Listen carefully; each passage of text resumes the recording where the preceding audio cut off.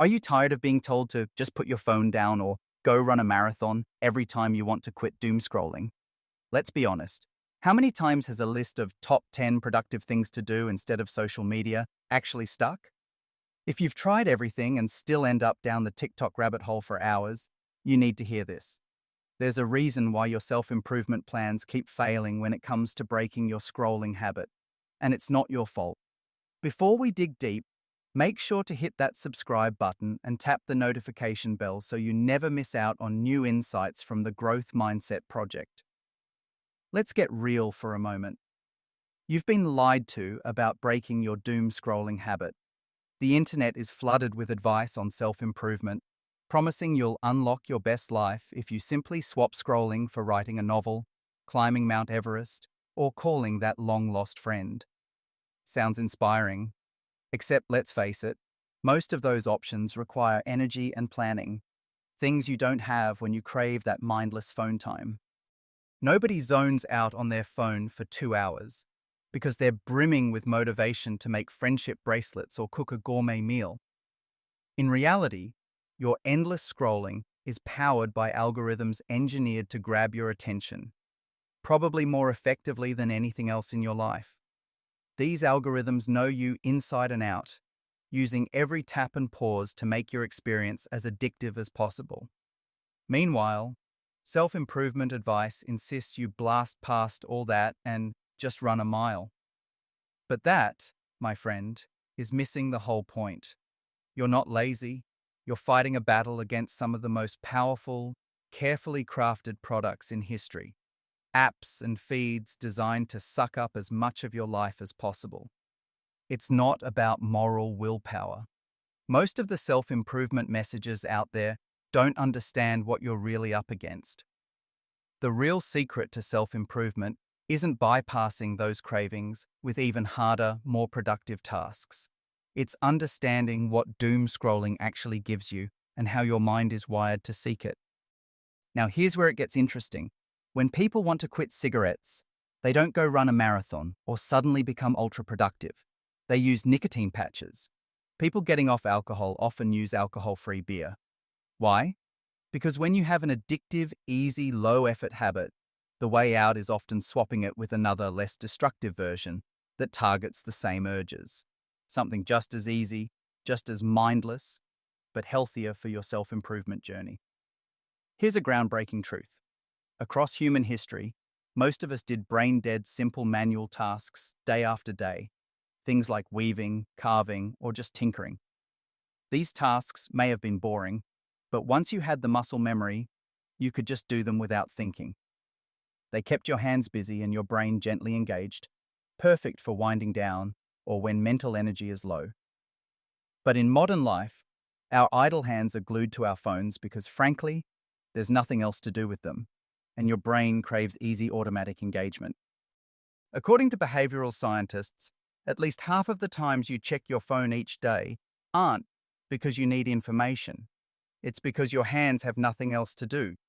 Your phone has become a literal extension of your body, a comforting fidget tool always available to soothe boredom. If you're tired of being told to break out spreadsheet apps or meditate for hours, this is your moment to smash that like button and drop a comment below about your biggest doom scrolling struggle. Are you a night scroller? TikTok zombie? Share below. We're all in this together. So, what does real self-improvement look like for breaking doom scrolling's grip? It's not about working harder, becoming an ultra-disciplined productivity machine, or shaming yourself when you slip. Instead, it's about finding low-effort, soothing activities to keep your hands busy and your mind gently occupied. Something you can do slumped on the couch, no planning or mental effort required. Think adult coloring books, doodling, knitting, sculpting, beadwork, whatever appeals to your fidgeting mind. Let's make this practical. Neurographic drawing, for example. Just scribble random lines and connect them however you want. You don't need talent, you don't need energy. Ugly art is totally valid. Your brain gets a soft buzz from moving your hands, and before you know it, you're not even thinking about your phone. Here's the science bit, and it's vital for self-improvement. Philosophers and neuroscientists have discovered that our hands are intricately linked to our brains. Some even call them the outer brain. Our ability to manipulate tools, gesture, and tinker is central to how human intelligence developed. Tools like spoons and steering wheels get mapped into our sense of body, so they become second nature after a while, barely something you notice. Now, smartphones are the ultimate tool in this lineage, for better or worse.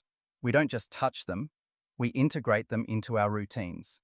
Our thumbs and brains are synced up to reach for that little brick at every idle moment. In fact, studies show that people with certain personality traits, like high neuroticism or low conscientiousness, struggle the most. That means if you're prone to anxiety or don't do routine well, you'll reach for your phone the most, often as a form of fidgeting. But here's the twist. Mind wandering isn't always bad. It's the birthplace of creativity, daydreams, big ideas. But now, mind wandering immediately triggers us to check our phone, killing those creative sparks in favor of outrage, clickbait, and whatever else the feed has for us. Every time you use your phone as a digital fidget toy, you lose a chance for an original thought. If you've ever blocked your social apps just to find yourself endlessly scrolling through your health tracking app or checking the weather for the 10th time, you know what this feels like. The urge is to fiddle, not just to fill your brain, but to physically use your hands. Let's pause for a second. If you're finding value in this approach, drop a like, hit subscribe, and comment what low-effort, hands-on hobby you find the most satisfying. Your feedback helps us create content that serves your self-improvement journey. Back to the solution. Most lists of things to do instead of doom scrolling fail you because they replace an effortless habit with a demanding one.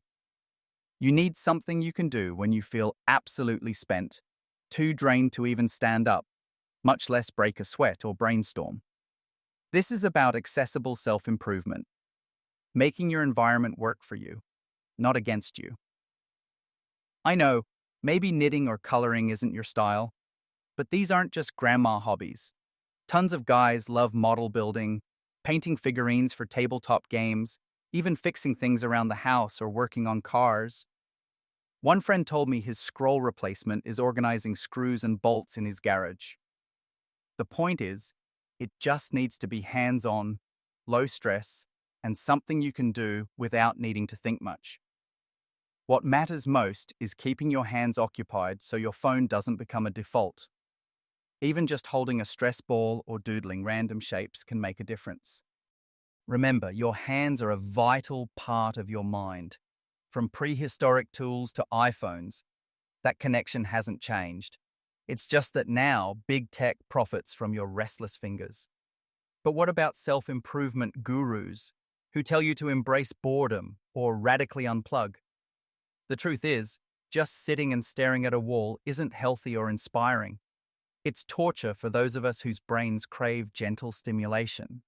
Instead, the sweet spot for progress is an activity where your hands are lightly busy and your mind is allowed to wander and recharge. One last tip. If you've ever tried crafts like macrame, sculpture, or even simple felting, you know it takes a little bite to get started. But once you do, the flow is mesmerizing.